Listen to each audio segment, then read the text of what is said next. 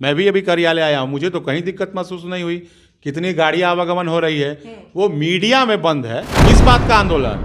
ये तो रोड पे उतर के गुंडागर्दी कर रहे हैं। एग्जाम करवाने की किस बात का री एग्जाम? नीतीश कुमार जी के नेतृत्व में इतनी सरकारी नौकरी जो आज देश में सबसे ज्यादा बिहार में मिल रहा है, तो ये डिस्टर्ब करना चाहते हैं, ये ब्रेक करना चाहते हैं, उसे रोकना चाहते हैं। किन्हीं भी अभ्यर्थी को लगता है कि प्रश्न पत्र वायरल हुआ है तो आप उसका साक्ष्य पेश करिए, आप उसका कोई आधार बताइए, लेकिन इन लोगों ने कोई साक्ष्य बताया ना कोई आधार बताया।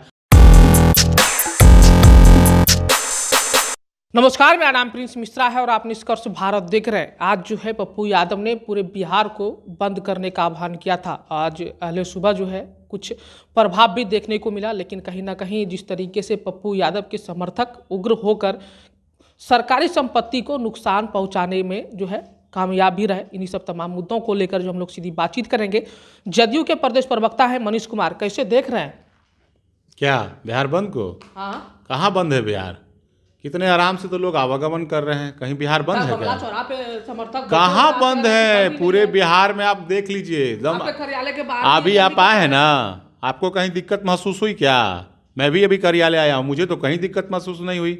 कितनी गाड़ी आवागमन हो रही है, वो मीडिया में बंद है। मीडिया में फोटो सेशन करा रहे हैं, जो माननीय सांसद महोदय पप्पू जी का जो कल्चर रहा है, अपना मीडिया में फोटो सेशन करा रहे हैं। और उसके अलावा कहीं धरातल पे कहीं बंद नहीं है। लेकिन वो गाड़ियां तो लंबी कतारें लग गई है, जाम लग गई है। कहाँ कतार है? चलिए मेरे साथ दीजिए, कहीं आपको दिख रहा है कतार?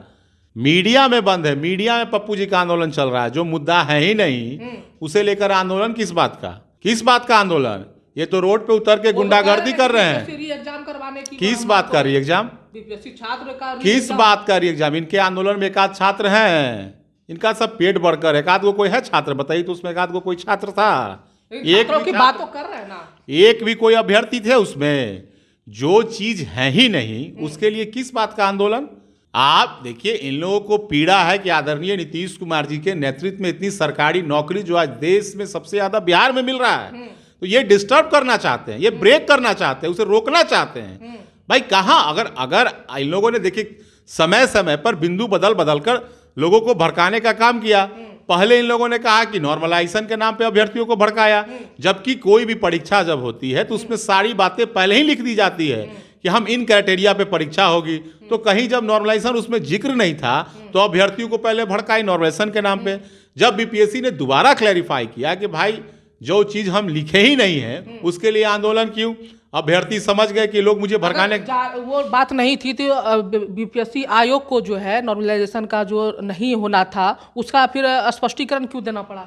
अरे भाई, हम तो वही कह रहे हैं ना कि कहीं कोई भी परीक्षा जब होती है उसमें सारी बातें नोटिफिकेशन में लिखी रहती है, लेकिन इन लोगों ने अपनी राजनीतिक दुकानदारी चलाने के लिए बीपीएससी अभ्यर्थियों के बीच में भ्रम फैलाया कि ये नॉर्मलाइजेशन लागू हो रहा है इस बार। कहाँ नॉर्मलाइजेशन? कहीं जिक्र था क्या? कहीं जिक्र था? बीपीएससी की नोटिफिकेशन में कहीं जिक्र था? अलग से कहाँ नॉर्मलाइजेशन लागू हो जाएगा? जब जिक्र रहेगा तभी ना, जिक्र तो था नहीं। लेकिन इन लोगों के आंदोलन के चलते बीपीएससी ने दोबारा क्लैरिफाई किया कि जिस चीज को हम लागू ही नहीं कर रहे उसके लिए आंदोलन क्यों। जब अभ्यर्थी समझ गए, अभ्यर्थी जब शांतिपूर्ण तरीके से परीक्षा पूरे बिहार में 912 केंद्र पर दिए, केवल एक केंद्र पर कुछ असामाजिक अभ्यर्थियों के द्वारा परीक्षा देने में शांतिपूर्ण तरीके से जो अभ्यर्थी दे रहे थे उन्हें डिस्टर्ब किया गया, उस कारण से रद्द किया गया, उस कारण से रद्द किया गया। उसके बाद इन लोगों ने बिंदु बदल दिया, नॉर्मलाइजेशन को खत्म करके फिर इन लोगों ने कहा कि प्रश्न पत्र वायरल हो गया। उसके बाद भी जब प्रशासन और सरकार इन लोगों से कहा कि अगर किन्हीं भी अभ्यर्थी को लगता है कि प्रश्न पत्र वायरल हुआ है तो आप उसका साक्ष्य पेश करिए, आप उसका कोई आधार बताइए, लेकिन इन लोगों ने कोई साक्ष्य बताया ना कोई आधार बताया। जब दोबारा 4 जनवरी को परीक्षा हुआ तो आपने पहली बार जब वहां परीक्षा में 5200 अभ्यर्थी शामिल हुए थे, इन लोगों के लाख भरवाने के बावजूद इस बार 5900 अभ्यर्थी शामिल हुए, 700 अभ्यर्थी बढ़ गए। तो बीपीएससी के अभ्यर्थी ने 3 लोगों को नकार दिया। वो समझ गए कि ये लोग हम लोगों के नाम पे, हमारे कंधे पे बंदूक रख के अपनी राजनीतिक दुकानदारी चला रहे हैं। इसलिए बिहार की जनता और बीपीएससी के अभ्यर्थी खूब समझते हैं, पप्पू जी को खूब जानते हैं बिहार के लोग कि इनका क्या पुराना ट्रैक रिकॉर्ड रहा है।